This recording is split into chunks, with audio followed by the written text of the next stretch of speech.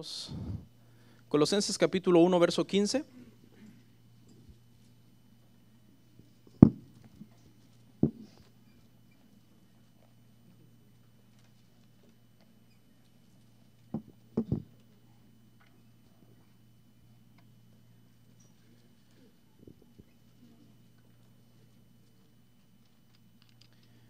Colosenses 1:15.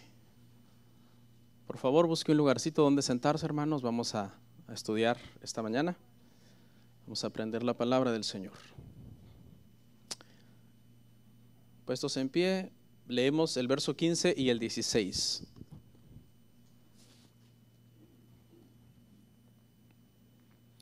Él es la imagen del Dios invisible, el primogénito de toda creación.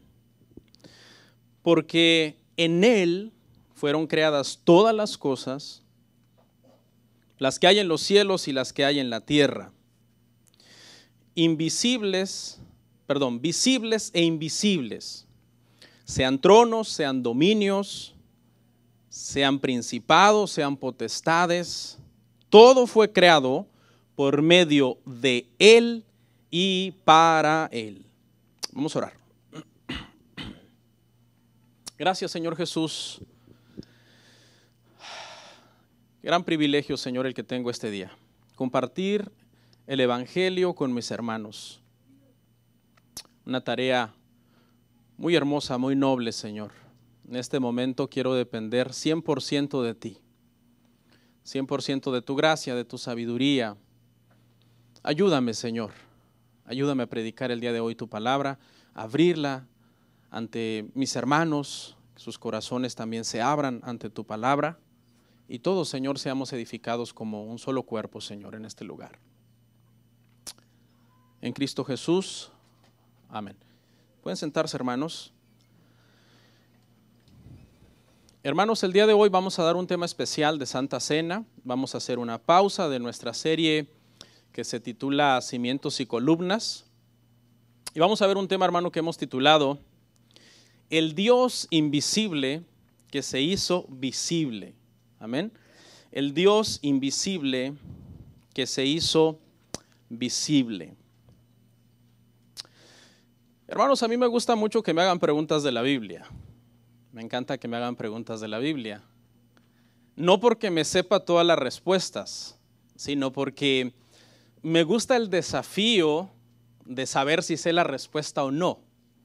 Ese pequeño suspenso mientras están formulando la respuesta provoca en mí mientras están formulando la pregunta, provoca un cierto nerviosito, como decir, ¿será que me la voy a saber o no?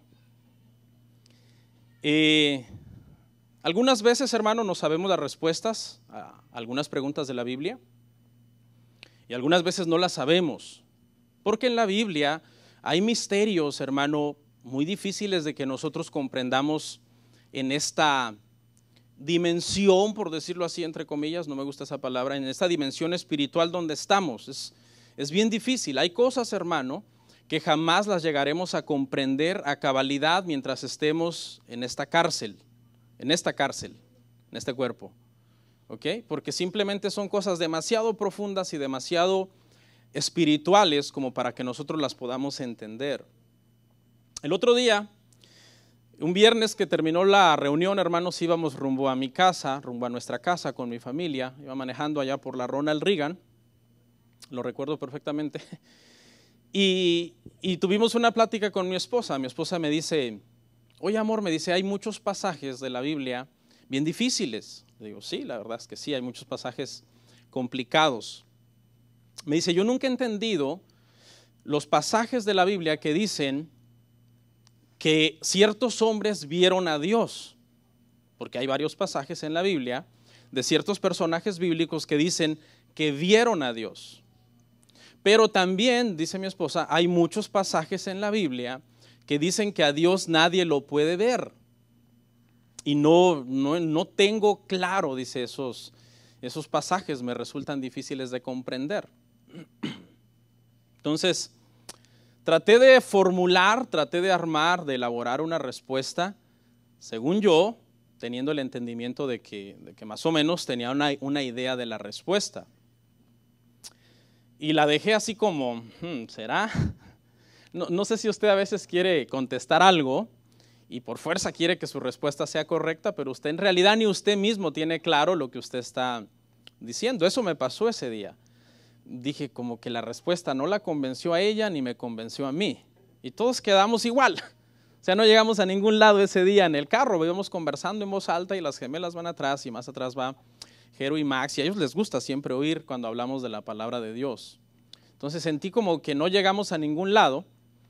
Así que me puse a investigar y me puse a estudiar este tema para poderle dar una respuesta satisfactoria a esta aparente contradicción, porque la Biblia no tiene contradicciones. La Biblia tiene algunas cosas que dentro de la teología se le llaman paradojas, que son cosas difíciles de entender, ¿ok? Pero no contradicciones. Ahora, esas cosas son difíciles de entender por varias razones, algunas veces porque a nosotros nos falta estudio bíblico. Ahí en ese caso no es culpa de la Biblia, es culpa del estudiante de la Biblia. ¿Okay? Algunas otras veces son cosas difíciles de comprender porque hay cosas secretas que Dios dejó para su propia potestad y conocimiento de Él y no le son reveladas a los hombres. Tenga mucho cuidado, hermano, de que cuando usted quiera dar una respuesta a una pregunta donde simplemente la Biblia calla, usted quiera inventar una respuesta. Porque como dijeron los reformadores y dijeron algo muy sabio, donde la Biblia calla, nosotros tenemos que callar, porque no podemos ponernos a inventar cosas que ya no son bíblicas. Y donde la Biblia habla, nosotros tenemos que hablar y decir lo que la Biblia dice ahí, porque si no estamos siendo infieles a la palabra. Estamos diluyendo el mensaje y estamos escondiendo el verdadero evangelio de Jesucristo. El día de hoy, hermanos, trataré de dar una respuesta satisfactoria a esta pregunta y esperamos con la ayuda del Señor que eso pues al final, ¿verdad?, nos traiga paz. Cuando lleguemos a contestar esta pregunta el día de hoy, hermano, no solamente nuestra fe se aumentará al ver la sabiduría que contiene la Escritura, o al menos esa es la intención, sino que también comprenderemos algo maravilloso acerca de la persona de Jesucristo. Este tema pretende eso, pretende que nos lleve a un entendimiento mucho más profundo todavía de quién es Jesús. Porque lamentablemente, hermanos, muchos cristianos no tienen al Jesús verdadero, al Jesús de la Biblia. ¿Ok?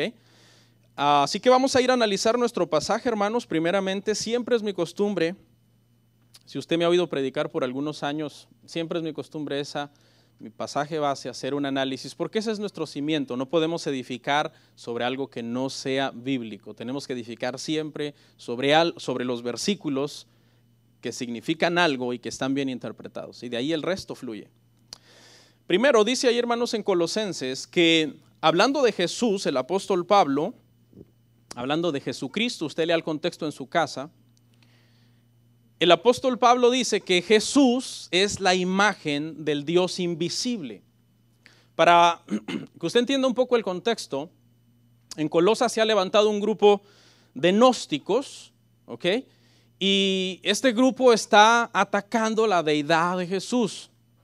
Está diciendo que Jesús era un ser muy elevado, muy superior, un espíritu muy por encima de los seres humanos, pero que no era Dios. Y esta es una doctrina, hermanos, que toda persona que no la crea no es cristiano.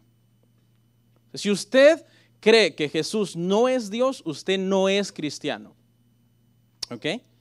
Y si usted, hermano, se aferra a esa doctrina, para nosotros como iglesia, usted es un hereje. Así de delicada es esta doctrina.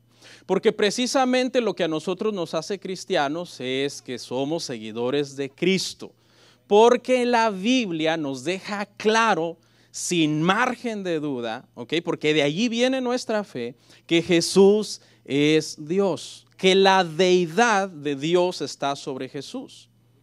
Entonces, esto es, hermanos, el asunto que se está abordando en Colosas. Están atacando Pablo está tratando de refutar a los gnósticos.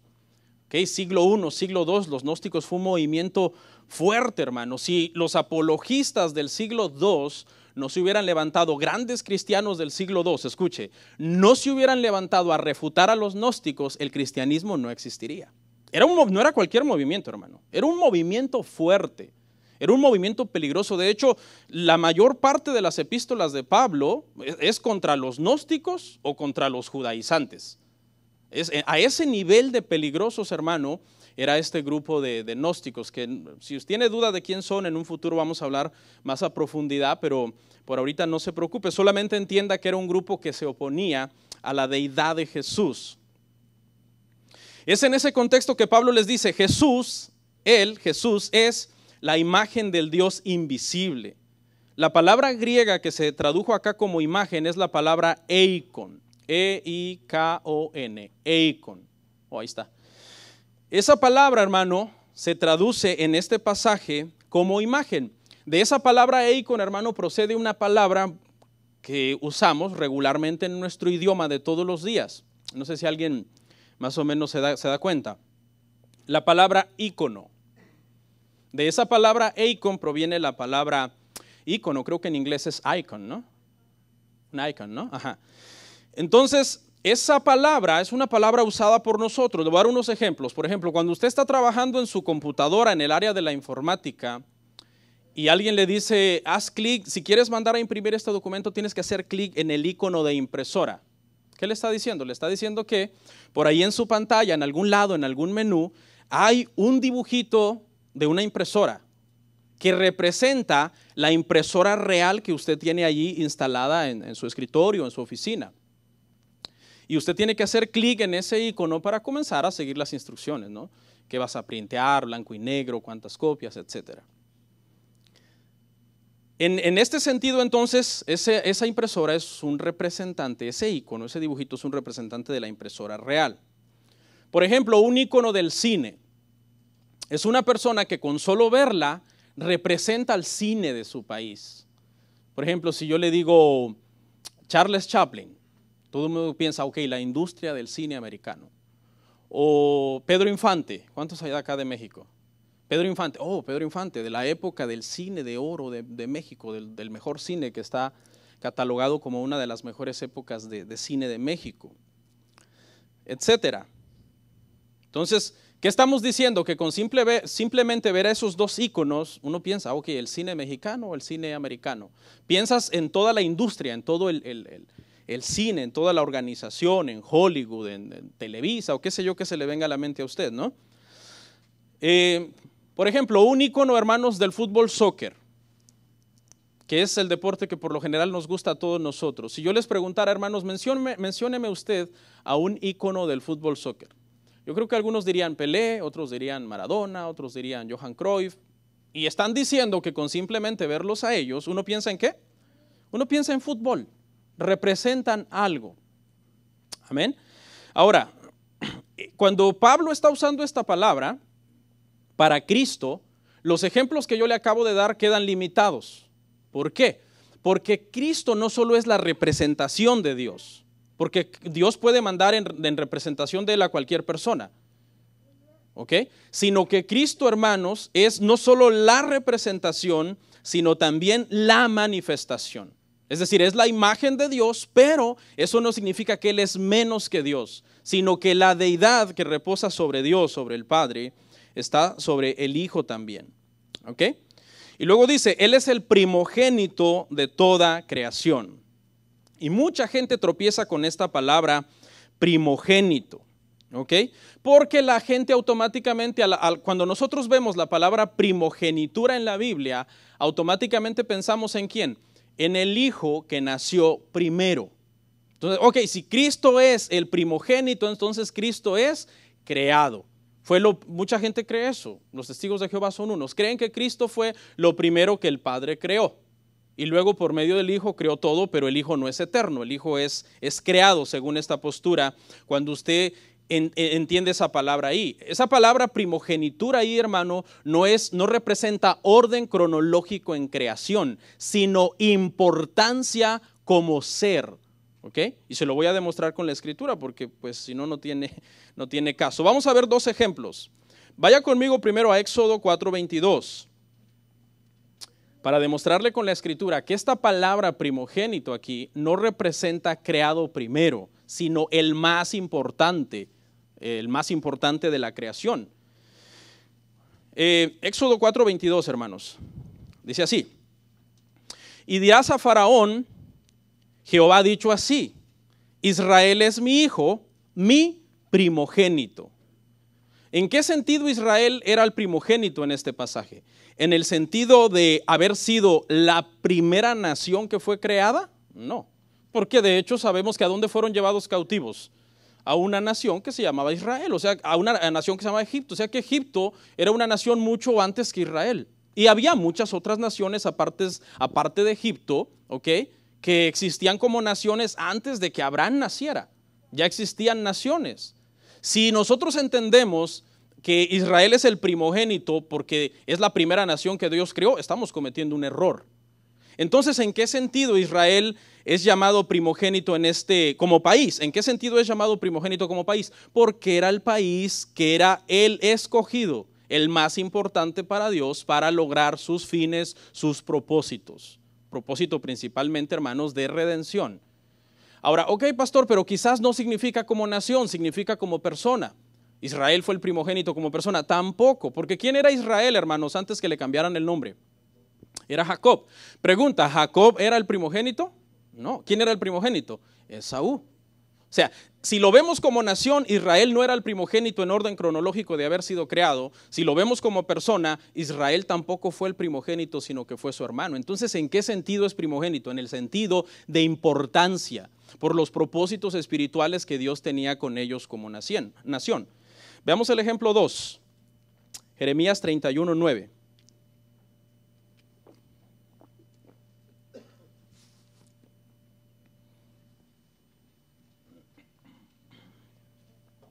¿Lo encontró? Dice, irán con lloro, mas con misericordia los haré volver, y los haré andar junto a arroyos de aguas, por camino derecho en el cual no tropezarán. Porque soy a Israel por padre, y Efraín es mi primogénito. Efraín es mi primogénito. Todos los que han leído la Biblia saben que Efraín y Manasés eran los dos hijos de José, que justo cuando Jacob estaba a punto de morir, llamó a José y a sus hijos para darles la bendición de la primogenitura. Y que Manasés fue el que nació primero y Efraín nació después. Efraín no era el primogénito, Efraín era el segundo. El primogénito era Manasés. Pero cuando Jacob iba a bendecir a los hijos de José, dice la Biblia, José se los colocó estratégicamente para que la mano derecha reposara sobre Manasés, que era el mayor, y la bendición de la diestra de Jacob cayera sobre el primogénito. Pero Jacob lo que hizo fue cruzar las manos y puso la mano derecha sobre Efraín, que José lo había colocado estratégicamente a su lado izquierdo para que no recibiera la bendición de la primogenitura. Y fue por designio de Dios entonces, no importando que Efraín que Manasés cronológicamente era el primogénito, fue por propósitos espirituales que Jacob le dio la primogenitura. ¿A quién? A Efraín. De hecho, José se enojó. Usted lo puede ver ahí en el verso 17, Génesis 48:17, véalo en su casa. José le dice que José se molesta y dice, padre, no es así, porque este es el mayor. Y Jacob le contesta, yo lo sé, hijo. Deja que así conviene que haga. O sea, era un designio espiritual, era un designio de Dios dar la primogenitura en importancia al que no la tenía en orden cronológico. ¿Ok? De hecho, hermanos, en la Biblia, Dios trabajó muchas veces despreciando al que era el primogénito cronológicamente. No sé por qué, Dios es muy misterioso, pero por ejemplo, Caín y Abel, Caín era el primogénito. ¿Y cuál halló gracia? Abel. Ismael e Isaac, ¿quién era el primogénito de Abraham? Ismael. ¿Quién recibió la bendición? Isaac. Esaú y Jacob, ¿quién era el primogénito? Esaú. ¿Quién recibió la primogenitura? Jacob. Rubén y Judá, el primogénito era Rubén. ¿Quién recibió la primogenitura? Judá. David y sus hermanos, David tenía un montón de hermanos antes que él que merecían la primogenitura. ¿Quién la recibió? David, y no solo la primogenitura, sino la promesa de que de él se levantaría un rey que reinaría para siempre. Entonces queda completamente demostrado, creo yo, sin lugar a dudas, que cuando Pablo le dice a los colosenses, Él es el primogénito de toda la creación, Él no les está diciendo Cristo fue lo primero que Dios creó, sino Él es el ser más importante que esta creación ha conocido. Y para que les quede claro, Él sigue diciendo esto, escuche, y por Él fueron hechas todas las cosas. Esto sigue en el mismo sentido. Pablo era teológicamente muy profundo, hermano, porque para que la gente no entienda que sí, Él es el primogénito, quizás en importancia, pero que sigue siendo creado, ahora Él les dice, no se equivoquen, no solamente es el primogénito en importancia, sino que las cosas fueron hechas por Él.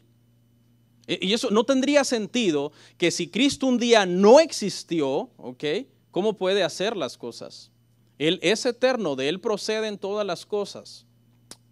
¿Ok? Él creó todas las cosas. ¿Qué cosas? En los cielos y en la tierra. ¿En qué versículo de la Biblia piensa usted cuando usted oye en los cielos y en la tierra? Los cielos y la tierra fueron creados. ¿Qué se le viene a la mente? Génesis 1:1. ¿Quién creó los cielos y la tierra al principio? Elohim, esa es la palabra original. ¿Y qué significa? Significa dioses en plural, aunque tenemos que entender que no creemos, que no somos politeístas, sino que la deidad de Dios es más de una persona. La deidad de Dios está en más de una persona. ¿Y sabe quién creó todas las cosas en Génesis 1:1? Cristo. Y se lo va a demostrar con la Biblia. Que Cristo fue el que creó todas las cosas en Génesis 1:1 y no el Padre. Pastor, se lo va a demostrar con la Biblia. ¿Ok?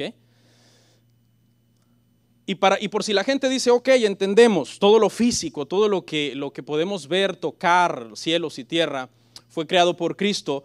Pablo les dice, ok, las visibles y también las invisibles.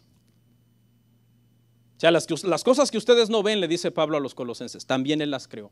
Y aquí obviamente, hermano, se refiere a cosas espirituales. Hay un mundo físico natural, ¿verdad que sí? Este es un mundo físico natural que yo puedo tocar. Pero hay un mundo espiritual y sobrenatural que yo no veo, que yo no puedo tocar, que yo no puedo oír, pero que existe. Y entonces Pablo dice que también Cristo creó esos tronos, dominios, principados, potestades, es decir, todos los ángeles, todas las huestes, todos los seres espirituales que existen, no importa el rango que tengan, no importa si son malvados o si son santos, Cristo es el creador de ellos. Y no entienda usted aquí que Cristo es creador del pecado, no. Sino que en su soberanía Dios permitió que hubiera una rebelión y que hoy haya principados y potestades de las tinieblas que se mueven en las regiones espirituales. Pero ¿quién es el creador de todos esos seres? Cristo. En su estado original de pureza y santidad cuando estaban en el cielo y servían a Dios. Antes de que se rebelaran, como dice Apocalipsis, una tercera parte de estos seres se rebeló con Satanás en contra de Dios. Y todo lo que va diciendo Pablo no es al azar, es porque los gnósticos decían que Cristo era simplemente un ángel, un ser superior que parecía hombre pero que no era hombre, que parecía que tenía cuerpo pero que no tenía cuerpo.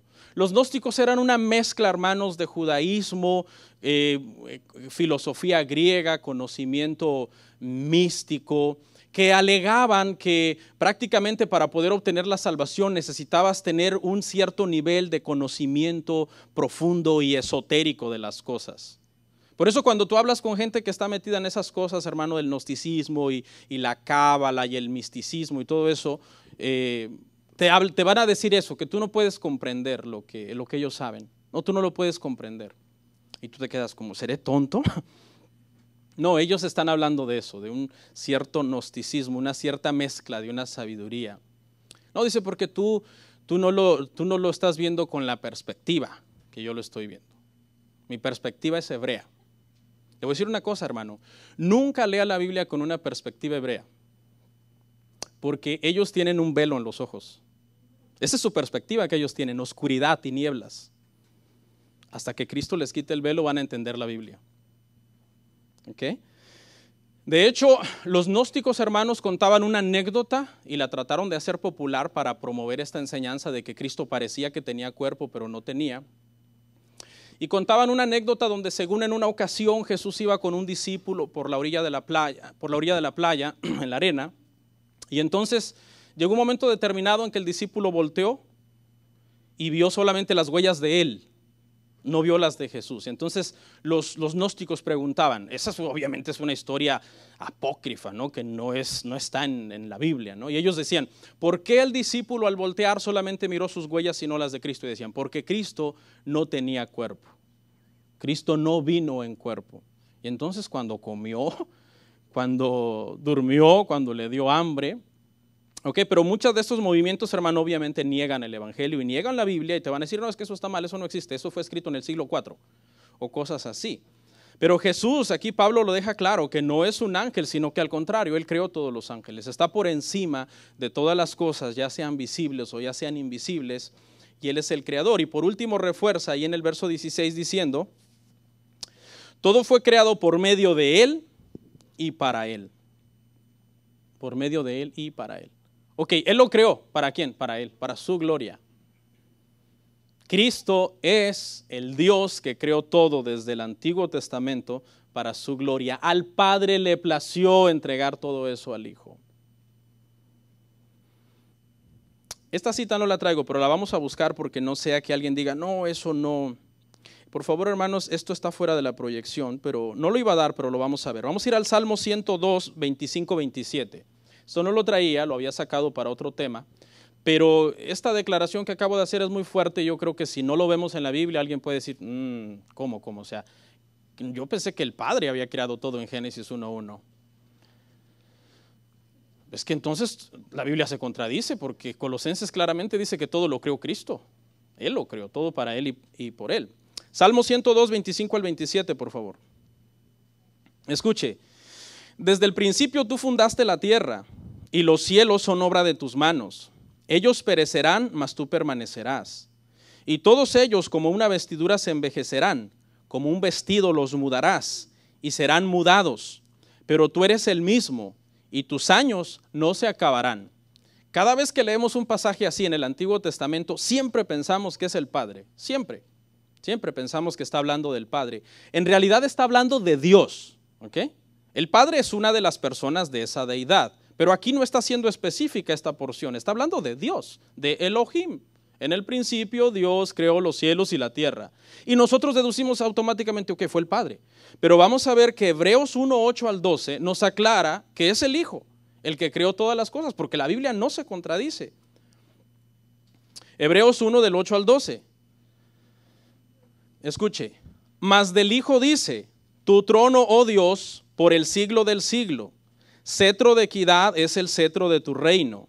Has amado la justicia y aborrecido la maldad, por lo cual te ungió Dios, el Dios tuyo, con óleo de alegría más que a tus compañeros. Y tú, oh Señor, en el principio fundaste la tierra, y los cielos son obra de tus manos. Ellos perecerán, mas tú permaneces, y todos ellos envejecerán como una vestidura, y como un vestido los envolverás y serán mudados, pero tú eres el mismo y tus años no acabarán.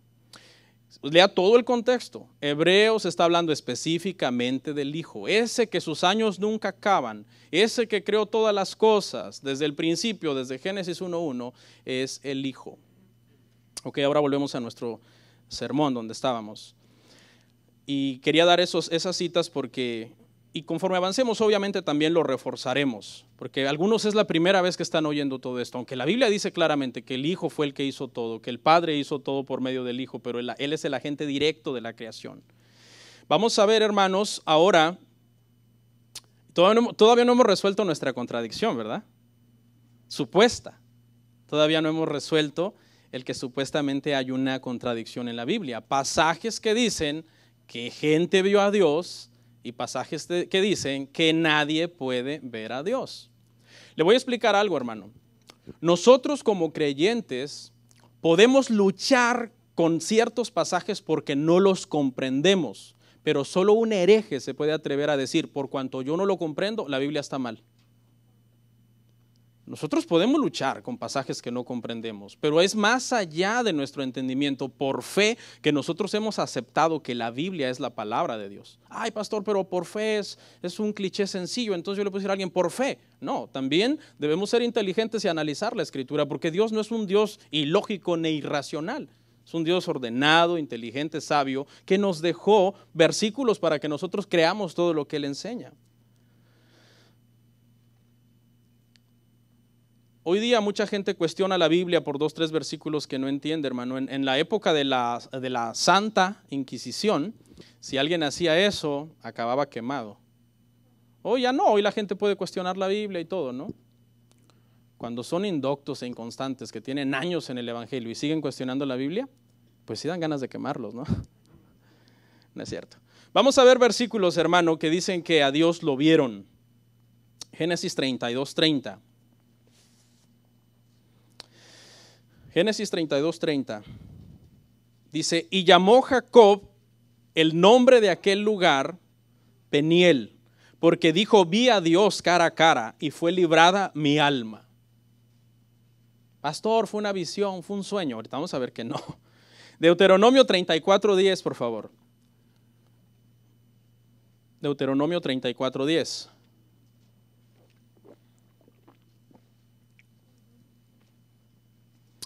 Y nunca más se levantó profeta en Israel como Moisés, a quien haya conocido Jehová cara a cara. Cara de Dios, cara de Moisés, cara a cara. Pastor, fue una experiencia mística, fuera del cuerpo. Estos son solo 2 ejemplos. Ahora, veamos 2 versículos en donde dice que a Dios no se le puede ver. Éxodo 33:20. Primero. Dijo, mas no podrás ver mi rostro, porque no me verá hombre y vivirá. Ahora entiende por qué no le pude contestar a mi esposa, ¿no? Juan 5:37, hermanos. También el Padre que me envió ha dado testimonio de mí. Nunca habéis oído su voz, ni habéis visto su aspecto. El Padre. Al Padre nadie lo ha visto, dice Jesús. Yo lo vine a revelar. Más adelante vamos a ver un versículo. Pastor, aquí hay una contradicción, pastor. ¿Cómo podemos resolver esto? No hay ninguna contradicción. Lo que tenemos que entender, hermanos, es que siempre que en el Antiguo Testamento nosotros, al oír la palabra Dios, automáticamente pensamos en el Padre. Oh, el Padre, Él creó todo. No, dice que fue el Hijo. Oh, dice que vieron a Dios. Oh, vieron al Padre. Inmediatamente nosotros pensamos siempre en el Padre, y está bien, el Padre tiene un lugar de preeminencia, hermano, en lo que es la deidad de suma importancia. Obviamente el Hijo procede del Padre, el Padre no procede del Hijo. Hay un orden, en la misma Trinidad hay un orden. Es engendrado, de hecho, el Padre, el Hijo es engendrado, no creado, sino engendrado de la misma naturaleza, de la misma sustancia del Padre. Y el Espíritu Santo procede de ambos. El Espíritu Santo procede del Padre y procede del Hijo, pero no es menos. Usted debe de entender algo, hermano. La diferencia de roles en una tarea no significa menos importancia. ¿Ok? La diferencia de roles, esto es un principio importantísimo para entender la Trinidad. La diferencia de roles en la Trinidad no significa menos importancia, sino simplemente diferentes roles. El Padre decreta desde la eternidad, el Hijo crea, el Espíritu Santo viene, transforma y convierte a los que han de ser redimidos para salvación, para vida eterna. ¿Quién vio a Dios? Veamos ejemplos, ya vimos unos, pero vamos a ver el de Abraham primero. ¿A quién vieron? ¿A quién vieron esta gente? Porque hay gente que dice que ellos vieron a Dios, ¿a quién vieron? Pero después dice hay otros pasajes que nadie lo puede ver. Génesis 18:1. Vamos a ver 3 ejemplos de hombres de importancia y de respeto, hermanos, que dijeron ver a Dios. Abraham vio a Dios, Génesis 18 del 1 al 2. Después le apareció Jehová en el encinar de Manré, estando él sentado a la puerta de su tienda en el calor del día. Y alzó sus ojos y miró, y he aquí 3 varones que estaban junto a él. Y cuando los vio, salió corriendo de la puerta de su tienda a recibirlos y se postró en tierra. No fue un sueño, no fue una visión. ¿Cómo lo sabemos? Comieron, lo esperaron, estuvieron ahí abajo de un árbol esperando a que se preparara la comida. Tomaron la comida físicamente, ingirieron la comida, se la comieron. ¿Okay? Entonces esto no fue, hermanos, un sueño, no fue una visión. Los describe como tres varones, una palabra que se usa para hablar de personas. Esa palabra se usa en el Antiguo Testamento para hablar de personas o para hablar de ángeles. Eso fue lo que vio Abraham. Abraham vio tres varones. Nosotros automáticamente por la Escritura vemos que esos tres varones son Jehová. ¿Ok? Los tres varones son Jehová, son Dios. Siempre que nosotros usamos la palabra Jehová, hermanos, acuérdense que en el original es Yahweh y que estamos hablando de la deidad, o se usa también la palabra Elohim. Estamos hablando de la deidad. El problema es que nosotros inmediatamente le asignamos la tarea a una persona de los tres. Y tenemos que aprender a verlo como una deidad, como Dios. Usted conoce el pasaje. Llegan los tres, comen con él. No fue un sueño porque de hecho Sara no se podía meter al sueño de Abraham. Sara los oyó, ¿se acuerda? ¿Se imagina usted que un día sueña y usted ve a su esposa? ¿Y qué haces en mi sueño? Te metiste a mi sueño sin permiso, ni acá me dejas solo. No, no fue un sueño. Sara los oyó, Sara oyó la promesa que iba a tener un hijo y se acuerda que se rió. De hecho, de ahí vino el nombre Isaac, que significa sonrisa. ¿Ok? Y nosotros asumimos, esto es lo que pasa, uno de los tres es el Padre, los otros dos es el Espíritu Santo, el Hijo, cuando lo vemos así. Pero luego cuando llegamos al capítulo 19 ya vemos que los otros aparecen como dos ángeles que fueron enviados. Entonces uno llega a esta conclusión, el Padre se queda con Abraham platicando, ¿ok? Y manda dos ángeles, y como dice que son dos ángeles, automáticamente nosotros pensamos que no es parte de la Trinidad, y ahí hay un error, porque esa palabra varón que se está usando ahí está hablando de la deidad. Y tanto el que se queda con Abraham es Dios, como los dos que se van a destruir Sodoma y Gomorra. ¿Se acuerda usted que Abraham se queda negociando, entre comillas, con Dios? Señor, y si hubiera 50 justos. Y ahí tú automáticamente, ¿qué piensas? Este es el Padre, ¿verdad? Este es el Padre que está con Abraham, hablando con Abraham. Y los otros dos, en el capítulo que sigue, dice que simplemente son dos ángeles. Oh, son dos ángeles. No. Vamos a ver con la Biblia, hermanos, que el que se queda, hermanos, con Abraham platicando es Jehová, pero no sabemos qué persona de la Trinidad. Verso 33, Génesis 18:33. Y Jehová se fue luego que acabó de hablar a Abraham, y Abraham volvió a su lugar. Aquí Jehová, y tú ¿qué dices? Jehová el Padre. No, es Dios, es una de las tres personas de la deidad, es Dios. Pero no sabemos exactamente qué persona es. Hoy, hermanos, con la ayuda del Señor, quiero probar con la Biblia que cada vez que se usa la palabra Jehová en el Antiguo Testamento, no siempre se refiere al Padre. Muchas veces la palabra Jehová en el Antiguo Testamento se refiere al Hijo. En otras ocasiones la palabra Jehová en el Antiguo Testamento se refiere al Espíritu Santo. Veamos el versículo que quizás le puede hacer objetar, el Génesis 19:1. De hecho ni lo traigo, pero considero tan importante verlo que lo voy a buscar, porque no quiero, hermano, que especialmente los que son antitrinitarios, este sermón para ellos, hermano, es como sal en la llaga.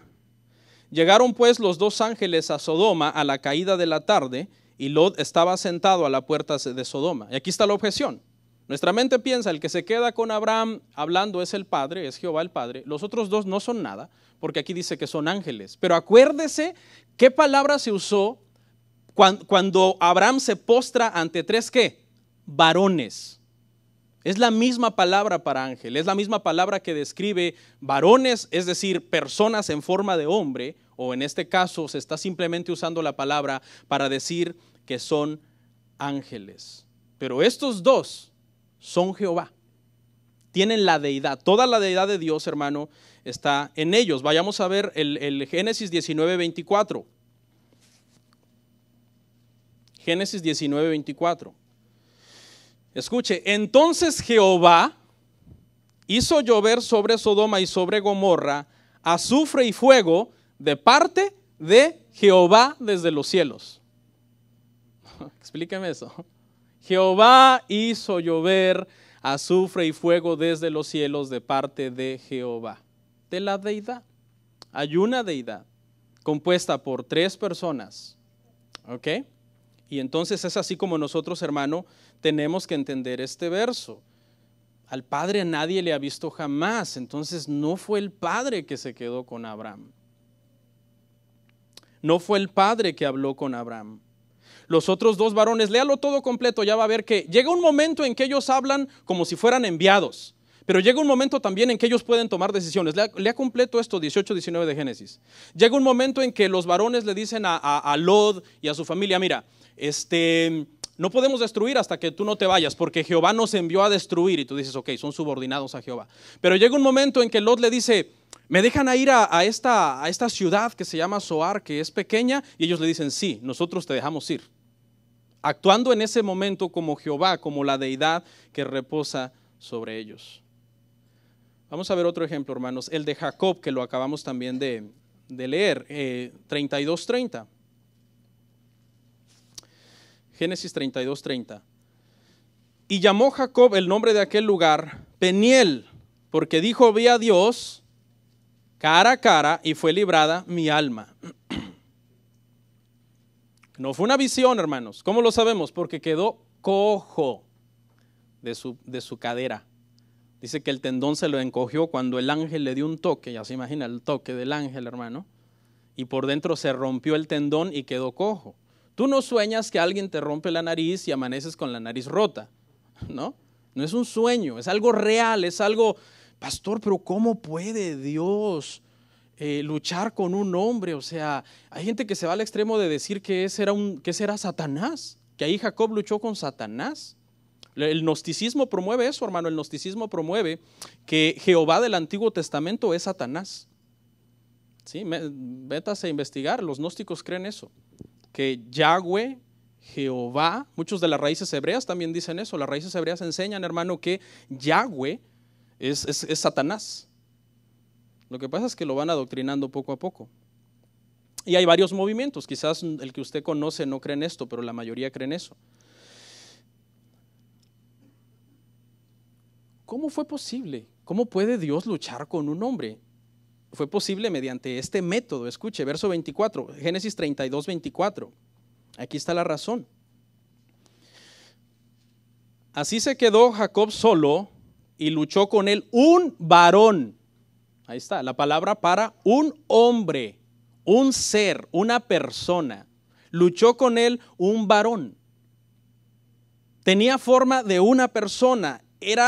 Hubo contacto físico, hubo lucha cuerpo a cuerpo, hermano. Y se va a impresionar cuando le diga esto. De hecho, Jacob le ganó la pelea, hermano, a este varón. Jacob no era cualquier hermano papanatas, por lo que vemos. Pastor, pero ¿cómo es posible que un hombre le gane al Dios Todopoderoso? Esto no significa que Jacob es más poderoso que Dios, sino que Dios no menospreció el tomar esa forma humana, ¿ok?, para poder bendecir a Jacob, para poderle dar la bendición. Por eso le dice, ahora tu nombre es cambiado, ya no serás Jacob, te llamas Israel, porque has peleado con Dios y con los hombres y has vencido. No lo dejaba ir, ¿se acuerda? El varón se quería ir y Jacob, hermano, peleó con él. Dice que el varón le dijo, déjame ir porque ya raya el alba. Déjame ir. Y entonces dice que lo bendijo ahí a Jacob. ¿No le suena parecido que hay alguien, hermano, que dejó toda su gloria y se despojó de toda su gloria y no se aferró el ser igual a Dios como algo que aferrarse, sino que tomó forma de siervo y estando en forma de siervo se hizo obediente hasta la muerte? Y muerte de cruz, dice Filipenses, hermano.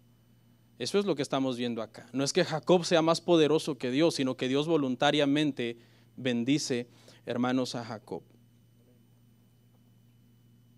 Y por último vamos a ver otro ejemplo, Josué, hermanos. Josué vio a Dios también. Josué 5:15.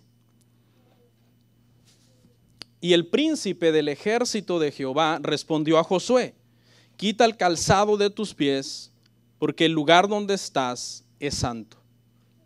Y Josué así lo hizo. ¿Cómo es posible? Era un varón, igual Jacob vio un varón. Vean su casa, el verso 13, vean en su casa, que no lo traje, ya no quiero ir a la Biblia otra vez a buscarlo por el tiempo, pero dice que Josué, hermano, ve a un varón. ¿Se acuerda de la historia? Están a punto de entrar a conquistar, hermanos, Jericó, y Josué, hermano, tiene miedo. Usted sabe, el pueblo había seguido a Moisés por mucho tiempo y ahora Josué está temeroso, y se aparece este varón, hermanos, que sabemos que es Dios, porque en el verso 14 Josué dice que se postra y lo adora, y ningún ángel recibe, hermano, adoración, ningún ángel creado, ningún ser creado, ni ningún hombre en la Biblia nunca jamás recibió adoración.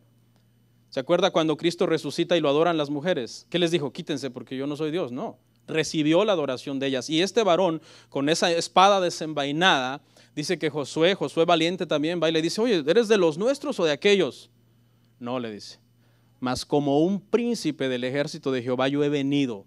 Quita el calzado de tus pies, porque la tierra donde estás parado es santa. ¿Quién había dicho eso antes? El mismo que habló en la zarza con Moisés. Pero aquí dice que era un varón. En su sabiduría Dios, hermano, desde el Antiguo Testamento, manifestando la persona de su Hijo, y la persona de su Hijo, hermano, revelándose y mostrándose a estas personas. Pastor, pero entonces, ¿qué? ¿Se puede ver a Dios o no se puede ver a Dios? Porque ya me mareó. Hermanos, para ir cerrando en esta última parte del sermón, por lo que nosotros vemos y por lo que Jesús enseñó, que al Padre nadie le ha visto jamás porque nadie ha visto su aspecto, el Padre, por designio soberano, en su deidad nadie lo puede ver. ¿Por qué, hermanos? Porque en su deidad nadie puede ver ese ser espiritual tan santo y tan profundo y vivir. De hecho, hay una postura que enseña que aquellas personas en el Antiguo Testamento que murieron súbitamente fue por eso, fue porque no pudieron, Dios se manifestó de alguna forma y obviamente se cumple la palabra, no pueden ver a Dios y vivir, tuvieron que morir. Vamos a ver Juan 1:18, hermanos. Aquí vamos a ir ya resolviendo la paradoja, hermanos, y viendo con la Biblia si se puede ver a Dios o no. ¿A quién vieron estos personajes que vimos en el Antiguo Testamento? Dice, a Dios nadie le vio jamás. El unigénito Hijo que está en el seno del Padre, Él le ha dado a conocer. Entonces, ¿a quién vio Abraham? ¿A quién vio Josué? ¿A quién vio, hermanos, Jacob? Vieron una de las personas de la Trinidad. Pero Dios, la deidad, no sé si me entiende, la sustancia usted no la puede ver, ni yo, porque es algo espiritual. Mire lo que dice, y aquí es donde vamos a pedir la ayuda de Isaías y de Juan para resolver esta situación. Porque Juan e Isaías nos resuelven esta paradoja. Vayamos a Isaías 6:1, hermanos. Isaías 6:1, por favor. En el año que murió el rey Usías, vi yo al Señor sentado sobre un trono, alto y sublime, y sus faldas llenaban el templo. Más adelante en el verso 5, lo ve en su casa, nos aclara, dice, yo vi al rey Jehová, yo lo vi. Sus faldas llenaban el templo, querubines volaban alrededor de él, tenían 6 alas, con 2 alas cubrían sus pies, con 2 alas cubrían sus rostros, con 2 alas volaban y decían aquel trisagio que decía, santo, santo, santo. ¿Y quién es? Vemos Jehová, pensamos en el Padre. Juan nos resuelve esto y nos dice a quién está viendo Isaías, Juan 12:41.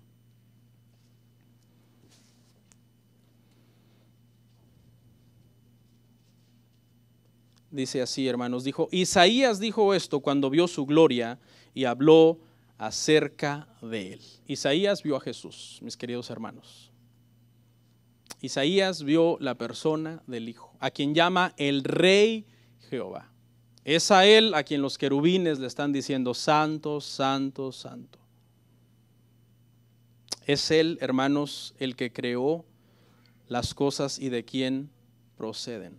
Lo llama el rey Jehová. Lea todo el contexto, si usted dice, no me queda claro, lea todo el contexto. Juan 12 está hablando de Jesús, de la incredulidad de los judíos hacia Jesús. Y dice, como cuestionando la incredulidad de los judíos con lo que vio Isaías, y dice, Isaías habló de él, cuando vio su gloria. A quien vio Isaías, hermanos, en aquel trono alto y sublime, fue a la persona de Jesucristo. Podemos deducir entonces, hermano, que muchas veces, escuche, cuando usted lee la palabra Jehová en el Antiguo Testamento, en muchas ocasiones está hablando de Jesús de Nazaret. Porque esa palabra, Jehová, habla, hermanos, de la deidad.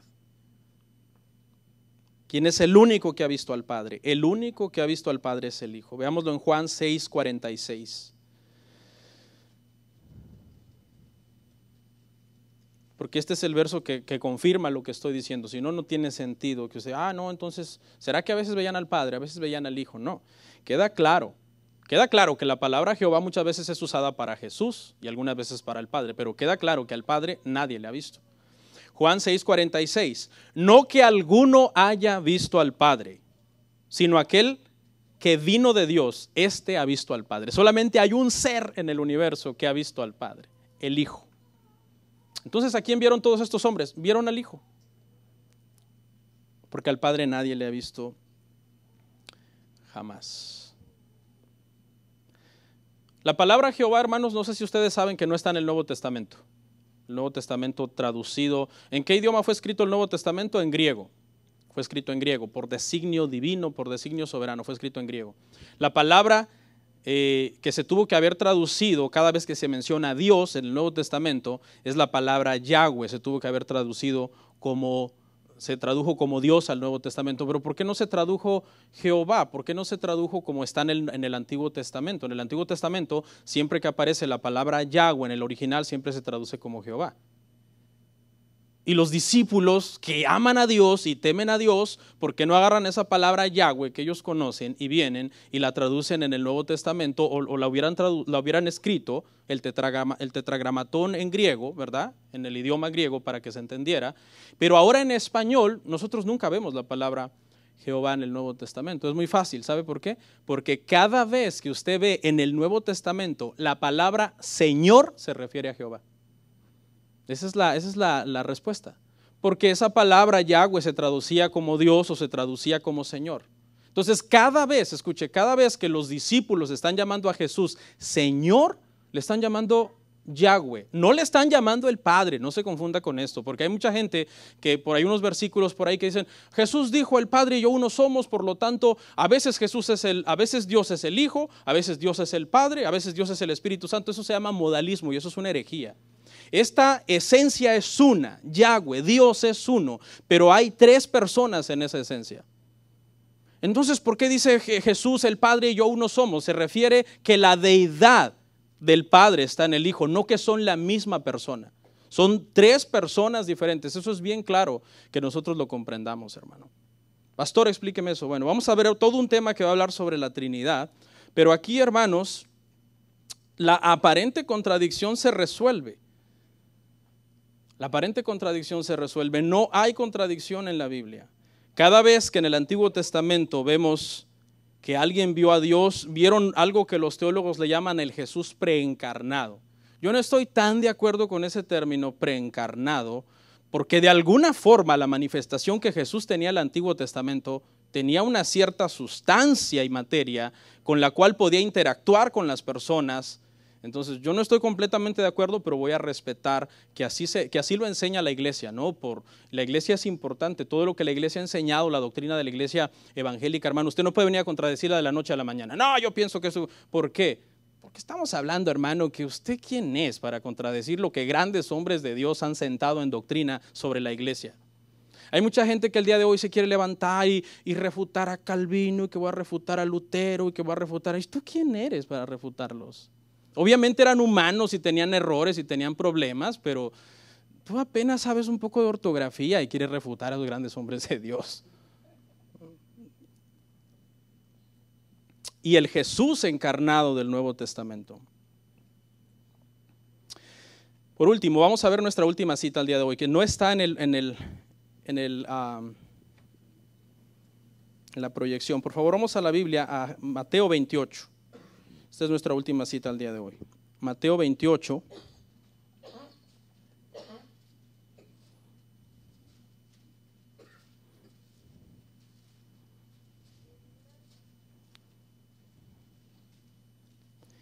Dieciocho.